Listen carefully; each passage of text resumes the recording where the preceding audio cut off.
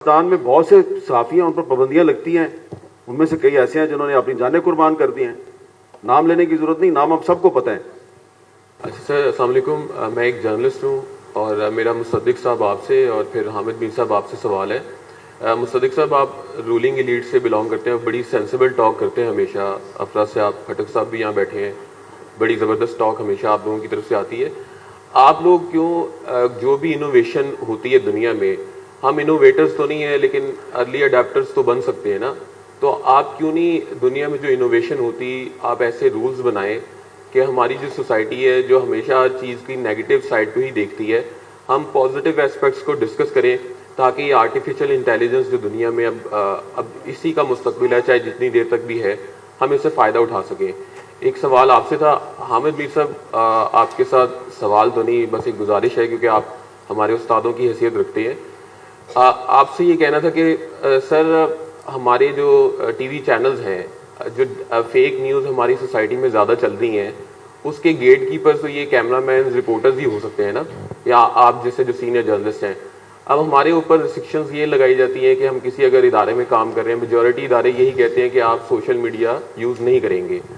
تو جب تک ہم لوگ سوشل میڈیا پہ آ کے لوگوں کو نہیں بتائیں گے کہ یہ جو آپ نیوز ڈسکس کر رہے ہیں یہ فیک ہے، اس میں ریالٹی ہے نہیں، تو لوگوں کو کیسے سوسائٹی میں ریالٹی یا ایک اوریجنل نیوز ہے اس کا پتہ لگے گا؟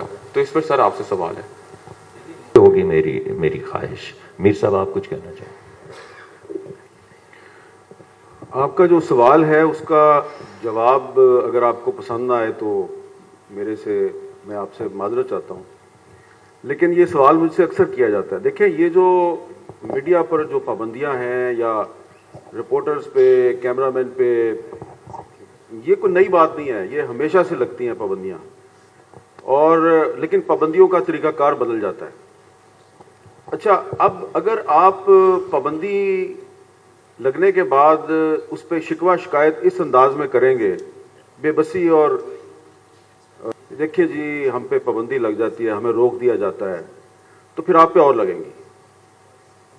اگر آپ پر پابندی لگ گئی ہے اور آپ نے سچ بولا ہے یا سچ لکھا ہے اور آپ پہ پابندی لگا دی گئی ہے، تو اس پر آواز بلند کرنی چاہیے بڑے زوردار طریقے سے، تاکہ جس نے پابندی لگائی ہے اس کو تھوڑا جھٹکا لگے، اس کو پتہ چلے کہ یہ اتنا آسان نہیں ہے سچ کی آواز دبانا.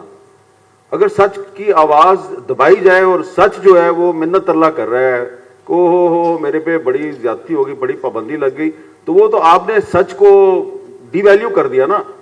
تو اگر آپ پر پابندی لگائی جا رہی ہے تو بھائی تھوڑا مزاحمت کرو، اس کے خلاف آواز ذرا زوردار طریقے سے بلند کریں آپ. تو اب آپ کے سامنے ہی ہے، پاکستان میں بہت سے صحافی ہیں، ان پر پابندیاں لگتی ہیں. ان میں سے کئی ایسے ہیں جنہوں نے اپنی جانیں قربان کر دی ہیں. نام لینے کی ضرورت نہیں، نام اب سب کو پتہ ہے. تو یہ اب پاکستان میں یہ پروفیشن نارمل لوگوں کا پروفیشن نہیں ہے. اگر آپ نارمل آدمی ہیں تو برائے کرم یہ پروفیشن چھوڑ دیں. اگر آپ تھوڑے سے نہیں کافی سارے پاگل ہیں اور پاگل پن کی حد تک آپ کو سچ بولنے کا شوق ہے، پھر آپ صحافت کریں پاکستان میں. اگر آپ نارمل ہیں تو چھوڑ دیں اس کو، یہ نارمل لوگوں کا کام نہیں ہے.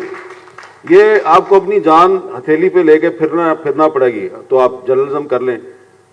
ہاں، بہت سے پاکستان میں صحافی ہیں، رپورٹر ہیں، کیمرہ مین ہیں، اینکر ہیں، کہتے ہیں ہم صحافی ہیں، بڑی بڑی تنخواہیں بھی لے رہے ہیں. وہ کوئی صحافی نہیں ہے. صحافی وہی ہے جس کے بارے میں پبلکلی لوگ کہ ہاں بھئی یہ بندہ جو ہے یہ ٹھیک ہے، یہ صحافی ہے. تو جب آپ کی یہ پہچان بن جائے گی نا صحافی کی، تو جو پابندی لگانے والے ہیں ان کو پھر تھوڑا سوچنا پڑے گا کہ یار پابندی لگائیں یا نہ لگائیں، کہیں یہ سارے اکٹھے ہو گئے تو پھر ہمارا کیا ہوگا. تو جس دن پابندی لگانے والوں کو یہ خطرہ پیدا ہو گیا کہ آپ سب لوگ اگر اکٹھے ہو گئے تو ان کا کیا ہوگا، تو اس دن آپ جیت جائیں گے.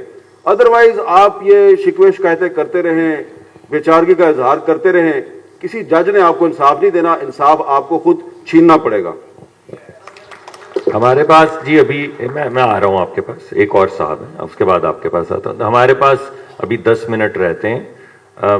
عائشہ صاحبہ نے یہاں پہ تو سچ نیگوشیٹ کیا، کچھ کسانوں کی آواز وہ سننے کے لیے جانا چاہ رہی ہیں، ان کا ایک پروگرام ہے، تو بھرپور تالیوں میں ان کا ہم شکریہ ادا کرتے ہیں.